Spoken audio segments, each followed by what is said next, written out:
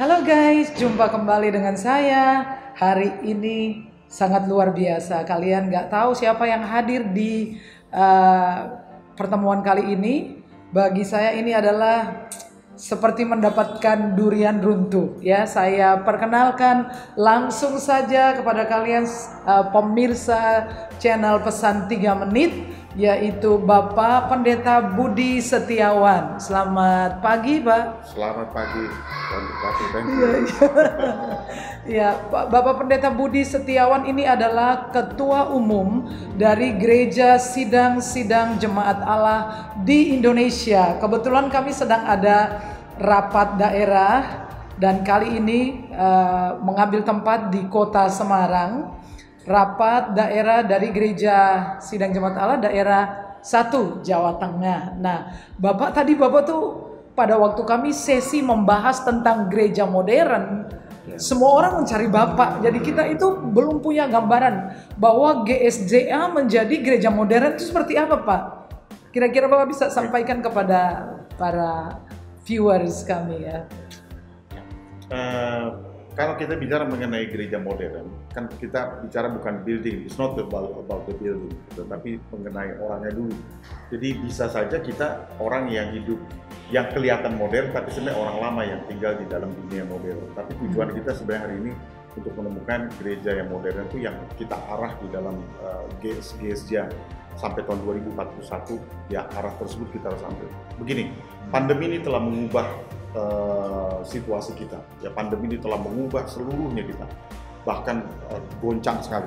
Ya, sehingga kita tidak mungkin mengatakan bahwa untuk menjadi gereja menuju masa depan kita mengabaikan efek daripada pandemi itu. Jadi pandemi itu kemudian mengajari kita sesuatu. Pandemi itu menuntut kita untuk hidup secara digital lebih cepat, ya. Hidup masuk dalam dunia digital lebih ekstensif lagi terhadap kehidupan gereja. Bahkan sampai hari ini banyak gereja-gereja yang belum siap gitu untuk menggunakan atau hidup secara hybrid. Hybrid adalah sifat dari bawaannya pandemi.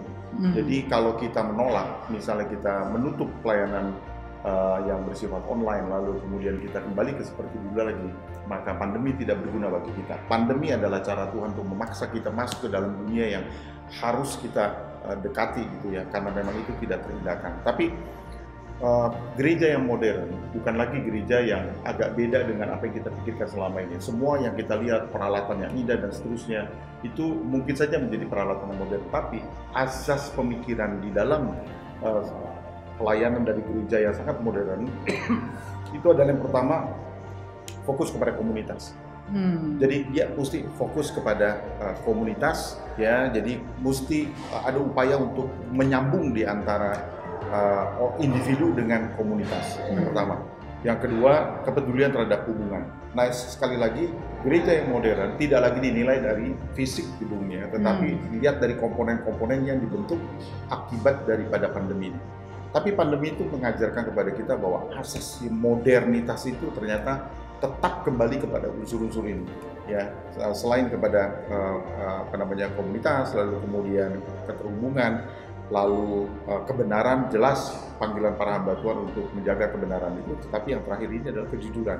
Kejujuran vulnerable. Kita ini harus dilihat orang tembus pandang gitu. Jadi akhirnya orang mengetahui diri kita. Nah, ini komponen ini yang ada di dalam akan terus berjalan sehingga kita menjadi gereja yang relevan. Nah, gereja yang relevan, kita pakai istilah relevan. Dulu kita bicarakan kontemporer kah, modern kah, tapi mungkin kita akan lebih memilih gereja yang relevan. Gereja yang relevan yang bisa kapanpun juga kita menyesuaikan diri. Tapi untuk menjadi gereja yang relevan, Anda harus memiliki pola pikir seperti ini. Jadi harus bersedia untuk vulnerable. Jadi ditembus, lalu kemudian berpikir untuk kebaikan bersama, ya lebih daripada diri sendiri. Saya kasih contoh. Desain seluruh kebaktian kita, desain waktu-waktu kita, desain dari upaya pelayanan gereja untuk keuntungan kita atau untuk keuntungan komunitas? Itu pertanyaan besar. Kaji ulang lagi. Ya, jangan-jangan jam kebaktian disesuaikan dengan waktunya kita, ya, untuk keuntungan kita, untuk keuntungan gereja. Nah, ini bicara tentang ke masyarakat itu dan pandemi itu telah menyadarkan kita. Karena pandemi itu sekali lagi membuat kita para hamba Tuhan akhirnya buka mata gitu, bahwa dari semua peristiwa di mana banyak sekali korban, siapa pahlawan semuanya? Ternyata bukan kita, bukan para pendeta. Dia adalah nurse, dia adalah para suster, dokter yang mengorbankan dirinya dan seterusnya. Sehingga waktu kita mendengar lagu seperti gugur satu tubuh seribu, untuk siapa? Bukan untuk kita, dinyanyikan untuk orang lain. Dan kemudian Tuhan sadarin kita, hei pahlawannya bukan kamu, ya sadar. Nah, sekarang kamu harus jalan ke depan tapi dengan cara yang baru. Dan prinsip-prinsip modern yang dimaksudkan menuju ke masa depan gereja yang modern, khotbah yang modern, kesiapan dari hamba Tuhan yang modern, itu kembali kepada dasar-dasar ini, yaitu ketersambungan komunitas, kepedulian terhadap hubungan, lalu kebenaran dan juga kejujuran. Itulah yang membuat kita bisa kuat. Luar biasa, dalam banget ya. Jadi kemarin itu kan sempat ada orang yang sambil berseloroh mengatakan bahwa gereja modern itu barangkali kalau masuk di rumah di satu gereja kelihatan sudah mimbarnya ganti gitu ya. Karena begini, jadi saya juga berpikir pertama pada waktu ada orang yang bertanya, Pak, apa itu yang disebut gereja modern? Oke, gereja modern dalam pikiran kita. Tapi waktu kita tanya kepada jemaat, pada orang yang aktif dalam gereja, kamu sendiri nilaimu apa? Penilaianmu apa kalau kamu masuk dalam gereja mengukur modern atau enggak? Oh, saya nilainya gini, Pak, dari mimbarnya aja. Nah, mengapa mimbar itu, kemudian saya tanya, mengapa mimbar itu di pusatnya? Karena begini, mimbar adalah gambaran kewenangan, kekuasaan para hamba Tuhan. Kalau dia mau perkecil, kalau dia mau rubah itu berarti dia memang sudah siap untuk perubahan. Jadi kamu akan menjadi orang yang lebih rendah hati sebenarnya kalau kamu berani untuk mengubah apa yang selama ini tidak boleh disentuh oleh orang, itu mimbar. Luar biasa guys. Jadi tadi Pak Ketua mengatakan it's not about building ya, ternyata gereja modern itu, tetapi yang pertama adalah tentang kita fokus pada komunitas, membangun komunitas, kemudian melihat hubungan sebagai sebuah aset tentang kebenaran dan kejujuran gitu ya.